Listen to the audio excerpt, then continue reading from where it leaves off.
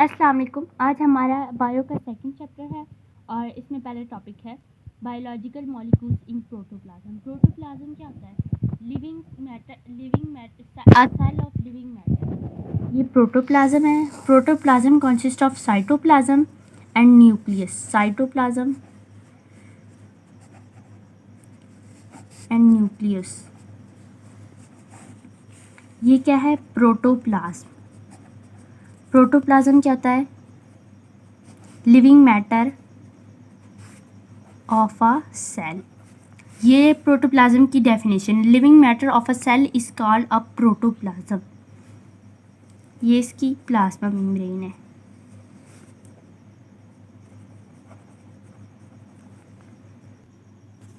ये देखिए, all the living matter of a cell.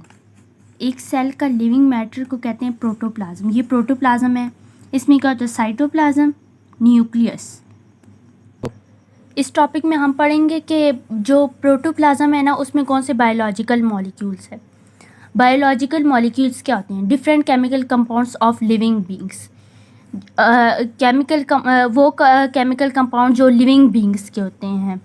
तो बायो वर्ड से ही पता चल जाता है लाइफ, और मॉलिक्यूल्स जो है ना, लिविंग बींग्स के जो केमिकल कंपाउंड्स होते हैं या मॉलिक्यूल्स होते हैं, उन्हें बायोलॉजिकल मॉलिक्यूल्स कहते हैं। Biochemistry, branch of biology. Biochemistry जो है ना, वो बायोलॉजी की ब्रांच है जो किससे डील करती है? बायोलॉजिकल मॉलिक्यूल से। It deals with the various chemical reaction of living beings. ये जो है केमिकल रिएक्शन जो लिविंग बींग्स में होते हैं, ये उनसे भी डील करती है। Branch of biology that is with the biological molecules. It also deals with the various chemical reaction of living beings.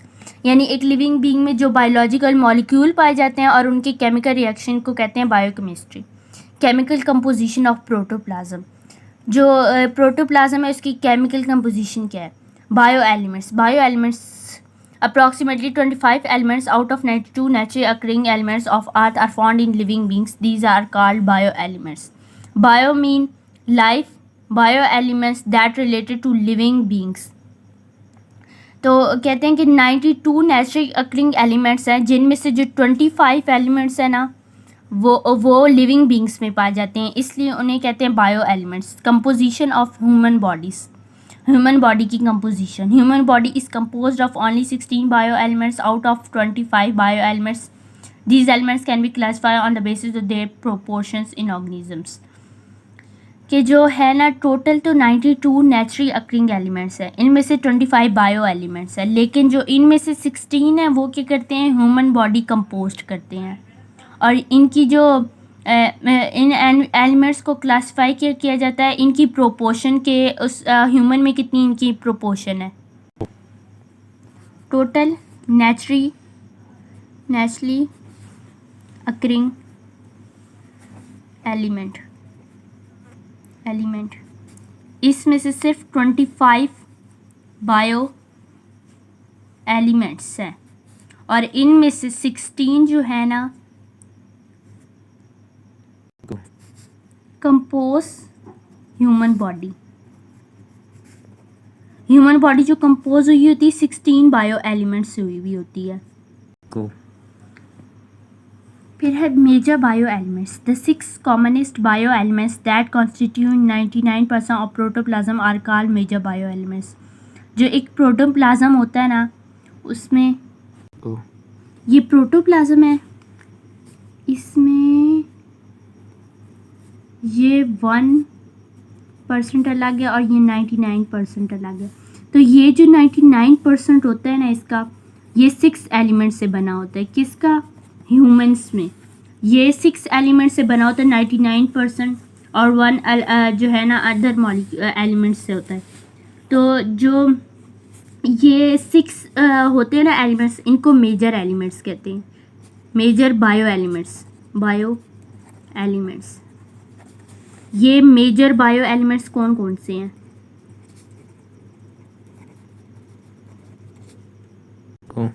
ये है oxygen, nitrogen, phosphorus, calcium, hydrogen, तो और ये है कार्बन। ओ ऑक्सीजन जो होता है वो 65% होता है, नाइट्रोजन 3% होती है, फास्फोरस 1% होता है, कैल्शियम जो होता है वो 2% होता है, हाइड्रोजन 10% होता है, और कार्बन जो है वो 18% होता है।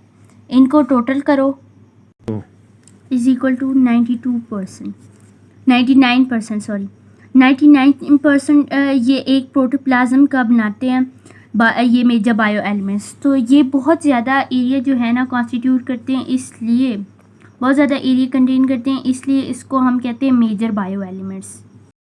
Major bioelements. The six commonest bioelements that constitute 99% of protoplasm are called major bioelements.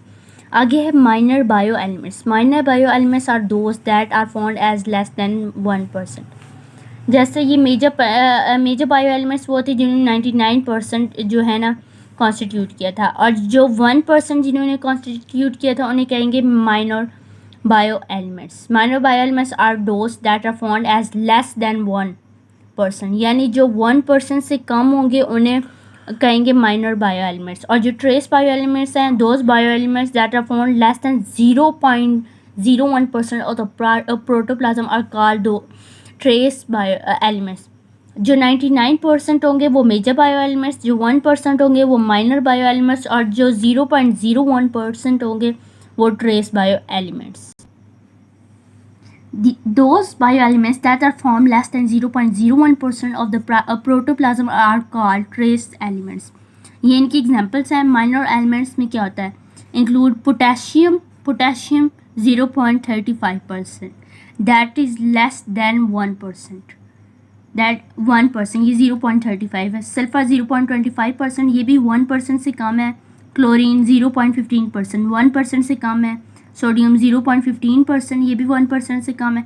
And 0.05%, ये भी 1% से कम है। इनको हम ट्रेस एलिमेंट्स क्यों नहीं कह सकते, क्योंकि ये 0.01% से ज़्यादा है। ये देखें, ये सब 0.01% से ज़्यादा है। और ट्रेस एलिमेंट में क्या होते हैं, आयरन, कॉपर, मैंगनीज, जिंक। को ये है 6 major bio element that constitute 99% of human body. Oxygen क्या है 65%, ये 65%, 60 और 70 के दरमियान। कार्बन 18%, ये 20 है, यहाँ पे 20 थोड़ा सा नीचे। आगे है हाइड्रोजन 10%, ये 10%। आगे है नाइट्रोजन 3%, ये 3%। Calcium 2%, phosphorus 1%। डायग्राम आप क्वेश्चन में मस्ट बनाया करें, और डायग्राम्स में मार्कर कलर यूज़ किया करें। जो कलरफुल डायग्राम होती है वो एग्जामिनर को ज़्यादा अट्रैक्ट करती है। जब वो देखते हैं कि जिस स्टूडेंट ने है कलरफुल डायग्राम बनाई है, तो वो ये सोचता है कि शायद स्टूडेंट ने बहुत मेहनत की है। और कलरफुल डायग्राम से ये कि डायग्राम भी अच्छी तरह एक्सप्लेन हो जाती है। Biomolecules, inorganic and organic, water and minerals, carbohydrates. Molecules जो होते हैं वो 2 टाइप के होते हैं, इनऑर्गेनिक और ऑर्गेनिक।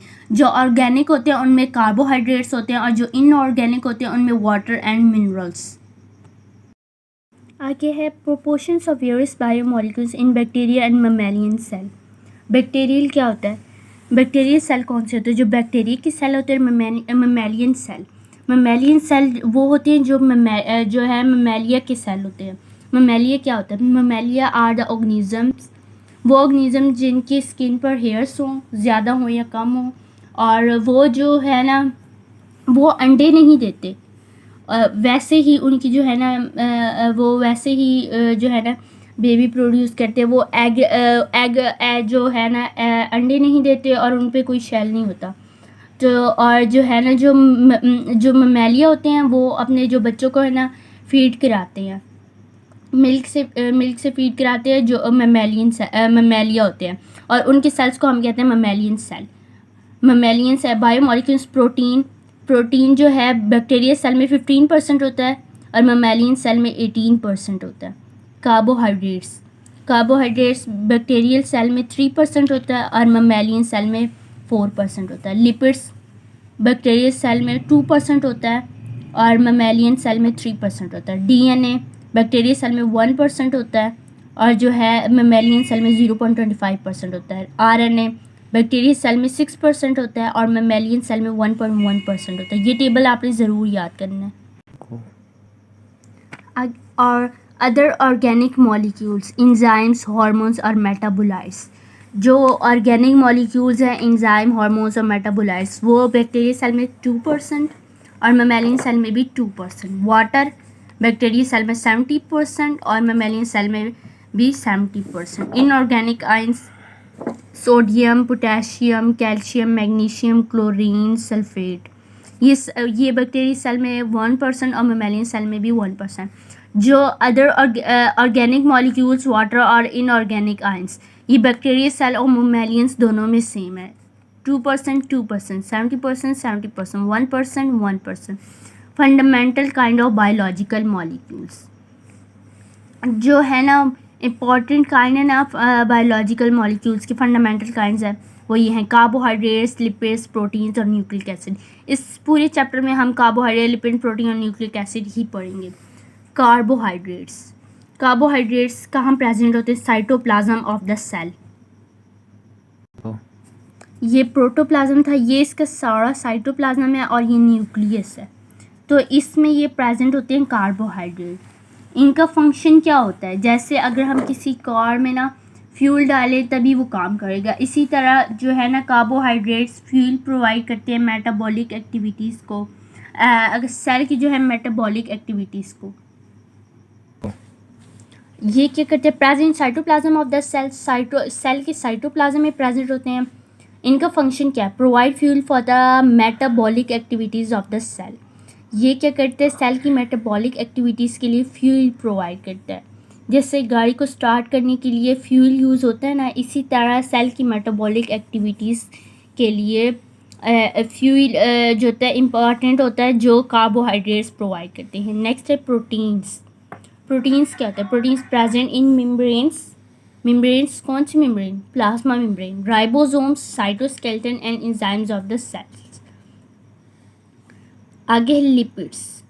ये किस में प्रेजेंट होता है? मेम्ब्रेन, प्लाज्मा मेम्ब्रेन जो होती है। राइबोसोम किस में प्रेजेंट होते हैं? साइटोप्लाज्म में भी होती हैं और जो है रफ एंडोप्लाज्मिक रेटिकुलम में भी होते हैं। और cytoskeleton, enzymes of the cells. Enzyme क्या होती हैं? एंजाइम होती हैं जो कैटेलाइज करती हैं, जो किसी रिएक्शन को कैटेलाइज करती हैं। लिपिड्स क्या है? लिपिड्स की प्रेजेंस क्या है? Present in the membranes and cytoplasm of the cell. जो लिपिड होती है वो मेम्ब्रेन्स में होती है, सेल मेम्ब्रेन में और साइटोप्लाज्म में। ये क्या करती है? ये फ्लूइडिटी प्रोवाइड करती है। लिपिड फंक्शन, लिपिड का फंक्शन क्या है? Provide a reserve energy sources, shape and protect and insulate the cell. तो ये क्या करती है? एनर्जी सोर्स है, एक शेप प्रोवाइड करती है सेल को, उसके लिए एनर्जी सोर्स है, सेल को प्रोटेक्ट करती है और इंसुलेट करती है। इंसुलेट क्या होता है? कि इंसुलेट मीन एनर्जी सोर्स, यानी सेल को जो है ना एनर्जी देता है। शेप, सेल की शेप जो है ना वो मेंटेन करता है। प्रोटेक्ट, सेल को प्रोटेक्ट करता है।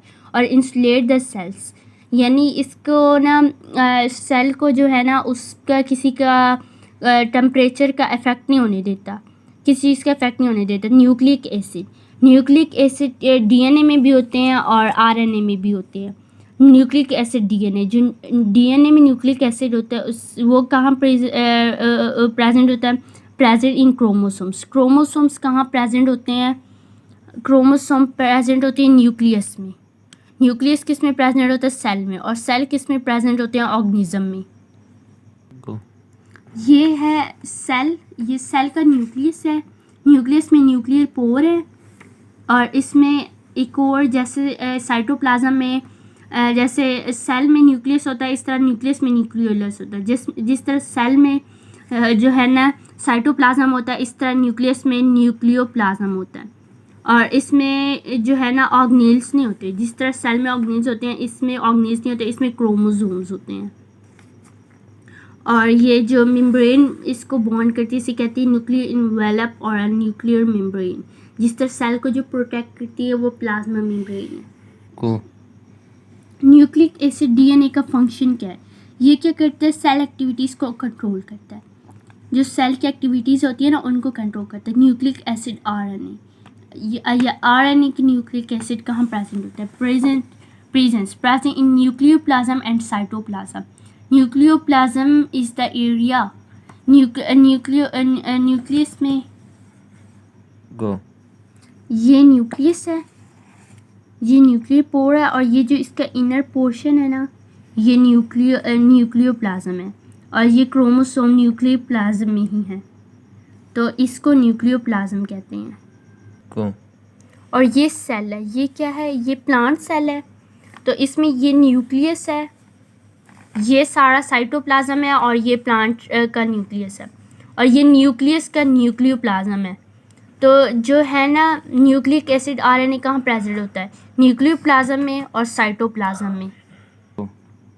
इसका फंक्शन क्या है, takes genetic information from DNA and play role in protein synthesis.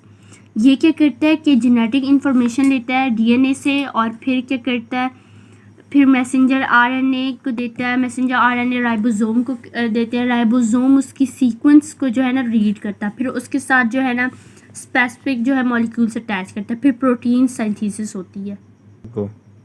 ये देखिए ये डीएनए है, ये है इसका एक स्टैंड आरएनए। मैसेंजर आरएनए क्या करता है, इसको लेके राइबोसोम के पास, ये राइबोसोम है, और राइबोसोम इसकी सीक्वेंस को रीड करता है और स्पेसिफिक मॉलिक्यूल्स अटैच करता है। जब वो स्पेसिफिक मॉलिक्यूल्स अटैच करते हैं तो वो प्रोटीन्स बन जाते हैं। गो। आगे है कंडेंसेशन एंड हाइड्रोलाइसिस प्रोसेस। पहले हम पढ़ेंगे मैक्रो मीन बिग और micro mean too small. Macro molecule high molecular weight, इनका जो है मॉलिक्यूलर वेट क्या होगा, हाई होगा, which is made from many repeating unit. एक यूनिट नहीं, बहुत से यूनिट्स जो होंगे ना वो मिलकर मैक्रो मॉलिक्यूल बनाएंगे। Polymer molecule build from many repeating units. Polymer और मैक्रो मॉलिक्यूल एक ही होते हैं। तो जो पॉलीमर होता है ये भी क्या करता है, बहुत से रिपीटिंग यूनिट से ये मॉलिक्यूल है जो बहुत polymers molecules build from many repeating units. बहुत से रिपीटिंग यूनिट से जो मॉलिक्यूल बनता है उसे पॉलीमर कहते हैं, और इसमें भी जो बहुत से रिपीटिंग जो है ना यूनिट से बनता है, रिपीटिंग यूनिट से बनता है, उससे भी उस मॉलिक्यूल को मैक्रो मॉलिक्यूल कहते हैं। इन दोनों की डेफिनेशन सेम है, और मैक्रो मॉलिक्यूल ही पॉलीमर्स होते हैं। Macro molecule the individual unit of polymer, ये पॉलीमर है, इसमें 1 2 3 4 5 यूनिट्स हैं, और ये रिपीटिंग यूनिट्स हैं, तो इनको कहेंगे पॉलीमर्स, इनको कहेंगे मैक्रो मॉलिक्यूल्स। इनका एक, ये एक, इसको कहेंगे मोनोमर। जैसे ये माइक्रो मॉलिक्यूल, और माइक्रो मॉलिक्यूल्स को मोनोमर्स भी कहा जाता है। मोनोमर्स को पॉलीमर में कन्वर्ट करने के लिए कंडेंसेशन जो है ना यूज़ होती है, और पॉलीमर को मोनोमर्स में कन्वर्ट करने के लिए हाइड्रोलाइसिस यूज़ होती है। Interconversion of monomers and polymers are carried out by condensation and hydrolysis. जो है ना मोनोमर्स और पॉलीमर की इंटरकन्वर्जन के लिए कंडेंसेशन और हाइड्रोलाइसिस की जाती है। कंडेंसेशन क्या होती है, 1 2 मोनोमर्स जॉइन, जब 2 मोनोमर्स जॉइन करते हैं, hydroxyl group is removed from 1 monomer and a hydrogen is removed from the other to make water. As a result, a bond is synthesized between the monomers. This process is called condensation. नहीं अभी तो ये diagrams, गो। ये देखें, ये एक जो है ना मोनोमर है, ये दूसरा मोनोमर है, इसके साथ हाइड्रोक्सिल ग्रुप अटैच है, इसके साथ H ग्रुप अटैच है। तो जो है ना जब ये हम इन दोनों की कंडेंसेशन करेंगे ना, तो ये H जो है इसके साथ मिल जाएगा OH के साथ, ये बॉन्ड बना लेंगे ऐसे, H2O, ये डाइमर बन जाएगा। जब भी 2 मोनोमर अटैच होके ना अटैच होंगे कंडेंसेशन से, तो वो क्या बनेंगे, डाइमर। जब बहुत सारे जो है ना मोनोमर्स अटैच होंगे तो वो क्या बनाएंगे, polymer. Poly mean many and dimer mean 2 monomer. जब अटैच होंगे तो वो क्या बनाएंगे, डाइमर। और क्या करेंगे, वाटर रिलीज़ करेंगे। वाटर क्यों रिलीज़ करेंगे, H यहाँ से लिया, हाइड्रोजन यहाँ से लिया, हाइड्रोक्सिल यहाँ से लिया, हाइड्रोजन प्लस हाइड्रोजन वाटर, ये क्या होगी, कंडेंसेशन। अब हाइड्रोलाइसिस, यही सेम प्रोसेस ऐसा ही है। कोई भी डाइमर ले लें या पॉलीमर ले लें, तो उसमें जो है ना वाटर ऐड करेंगे, तो जो है ना इसमें वाटर में H और OH होता है, तो OH एक के साथ चला जाएगा, H एक के साथ चला जाएगा, और ये ऐसे मोनोमर्स में कन्वर्ट हो जाएंगे। तो जो कंडेंसेशन और हाइड्रोलाइसिस है, ये एक दूसरे के ओपोजिट है और एक दूसरे के रिवर्स है। गो जब एक मोनोमर से हाइड्रोक्सिल ग्रुप और दूसरे मोनोमर से हाइड्रोजन ग्रुप रिमूव होगा, तो हाइड्रोजन प्लस हाइड्रोक्सिल वाटर बन जाएगा, और जो बॉन्ड जो है ना दो मोनोमर्स के दरमियान बन जाएगा, उससे कहेंगे उस प्रोसेस को कहेंगे कंडेंसेशन। और जो दो मोनोमर जब अटैच हो जाएंगे तो वो डाइमर बन जाएंगे। Dimer when two monomers form bond between them by condensation, the product that is form called dimer. जब दो मोनोमर्स जो है ना बॉन्ड बना लेंगे दरमियान कंडेंसेशन के प्रोसेस से, तो उसे कहेंगे dimer. Polymer when more than two monomers form bond between them by condensation, the product that is formed called polymer. जब दो से ज़्यादा मोनोमर यानी जो है many monomers form bond between them by condensation process यानी वाटर रिलीज करेंगे, तो उसे कहेंगे तो जो प्रोडक्ट फॉर्म होगा उसे कहेंगे polymer. Dehydration synthesis, condensation is also called dehydration synthesis because water is removed and bond is made. Dehydration क्या होता है? Loss of water. तो कंडेंसेशन को डिहाइड्रेशन सिंथेसिस कहा जाता है। क्यों कहा जाता है? क्योंकि इसमें वाटर रिमूव होता है और डिहाइड्रेशन होता है लॉस ऑफ वाटर, और जो है ना बॉन्ड इज मेड, सिंथेसिस होती है, बॉन्ड की सिंथेसिस होती है, इसलिए इसे dehydration synthesis. Dehydration, removal of water and synthesis, formation of bond. Importance of enzyme in condensation. Enzyme की इंपॉर्टेंस कंडेंसेशन में। Condensation does not take place unless the proper enzyme is present and the monomers are in an activated energy rich form। कि जो condensation है वो तब तक अकर नहीं होगी जब तक प्रॉपर एंजाइम ना हो, एंजाइम प्रेजेंट ना हो। और जो है ना मोनोमर्स क्या होते हैं? Energy rich form, activated energy rich form. इनमें बहुत सी एनर्जी होती है जो एक्टिव होती है, वो नहीं जो यूज़ ना हो रही हो। जो एक्टिव एनर्जी होती है ना उसकी फॉर्म है मोनोमर। हाइड्रोलाइसिस, हाइड्रोलाइसिस क्या है? Hydrolysis is essentially the reverse of condensation. ये कंडेंसेशन का रिवर्स है। इसमें वाटर यूज़ होता है, किस लिए? ब्रेक डाउन ऑफ पॉलीमर या डाइमर। हाइड्रो का मतलब है वाटर और लाइसिस का मतलब है ब्रेक डाउन। हाइड्रोलाइसिस का मतलब है break down of any substance by the addition of water. The break down of a polymer into its monomer by the addition of water. ये क्या है? ब्रेक डाउन ऑफ पॉलीमर है, dimer भी हो सकता है। तो उसमें अगर पॉलीमर या डाइमर में जब हम वाटर ऐड करेंगे तो वो क्या बन जाए? तो वो बनेंगे मोनोमर्स, और जो है ना वाटर यूज़ होगा ब्रेक डाउन में, इसलिए इसको हाइड्रोलाइसिस कहेंगे। प्रोसेस ऑफ हाइड्रोलाइसिस, हाइड्रोलाइसिस का प्रोसेस। ड्यूरिंग हाइड्रोलाइसिस, हाइड्रोलाइसिस में क्या होगा? NOH group from water is attach to one monomer and H is attach to the other monomer. जो होगा ना वाटर को जब तोड़ते हैं H2O, तो क्या होता है? OH plus H। तो जो है ना ये किस में होगा? डाइमर में होगा। डाइमर में वाटर ऐड करेंगे तो ये मोनोमर बनाएगा, वन मोनोमर प्लस ये सेकंड मोनोमर है, ठीक है। तो एक के साथ OH अटैच हो जाएगा, दूसरे के साथ H हो जाएगा, और ये डाइमर जो है टूट जाएगा। OH के साथ मोनोमर के साथ, एक मोनोमर के साथ OH, दूसरे मोनोमर के साथ H हो जाएगा, और ये क्या? ये हाइड्रोलाइसिस का प्रोसेस है जो है। All for example all digestion reactions are example of hydrolysis.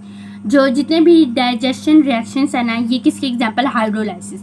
Which are control by enzymes, ये एंजाइम से कंट्रोल होते हैं, such as carbohydrates, proteases, lipase, nucleus.